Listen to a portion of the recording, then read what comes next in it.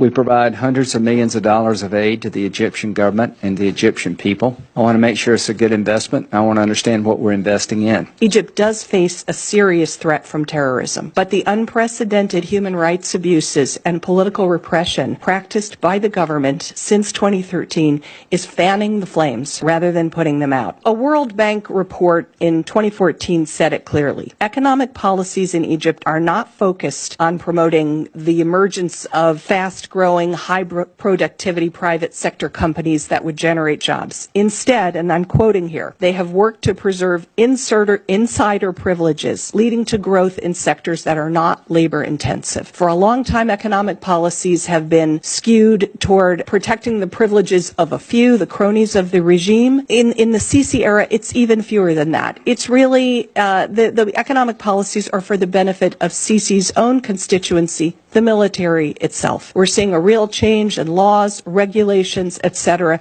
that are allowing the military, rather than the private sector, to take up more and more economic activity. That's what's behind these mega construction projects that Sisi has been carrying out. The Suez Canal passage, the new administrative capital he's building in the desert, because this is how the Egyptian military knows how to make money, by building things. Our aid to Egypt had not been very high and then leapt up after the Sadat visit to Jerusalem and the Camp David Accord, and that's 1978. That's 40 years ago. The Middle East has changed, and Egypt's role in the Middle East has changed in that period. The Egypt of that period was really the most influential country, most influential Arab country, and its position on everything was of significance to us. But that's no longer true.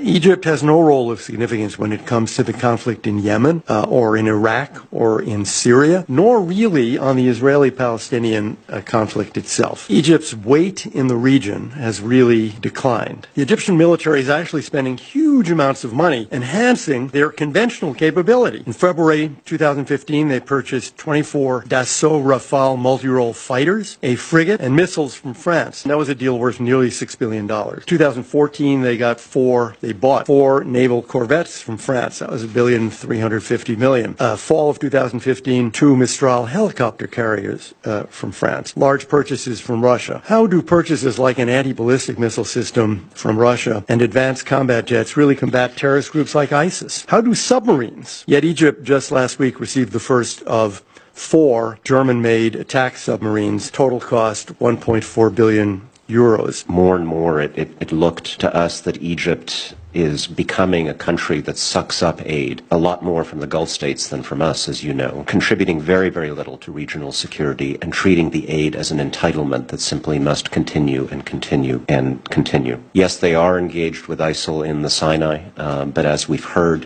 in ways that probably make the problem steadily worse rather than better. Just how counterproductive the tactics are. This is basically a window into a strategy in which young men who may or even may not be members of ISIS are rounded up, executed in cold blood, and then passed off as casualties in a battlefield fight so that the army can look good. We know from history that is the way to lose a fight like this, not to win. Almost any observer of the Sisi government, I think, would agree that over the last 2 or 3 years, the primary priority of the Egyptian military and of General Sisi has not been to fight terrorism or to improve governance. It has been to make sure that what happened in 2011, the Tahrir Square rising, something like that can never, ever, ever, ever happen again in Egypt, and that the power of the military over the country's politics and economics is not challenged again. And as a result, they have concentrated as much on persecuting their political opponents, peaceful protesters, independent NGOs, the very people in the country who are most likely to despise jihadism, as it has on hunting down terrorists. My job was talking to authoritarian governments around the world, and I have to say the meetings with the government of Egypt were amongst the least productive and most unpleasant. A lot of governments around the world that do things we don't like, but you can have a thoughtful, intelligent conversation where you're talking to somebody who you feel like they've got the best interest of their country in mind, but they have a different vision for how to achieve them. And in the case of Egypt, it's just angry, rude denial of all problems, and how dare you, U.S. government official, raise these things with us, and where's our money? Thank you very much. Goodbye.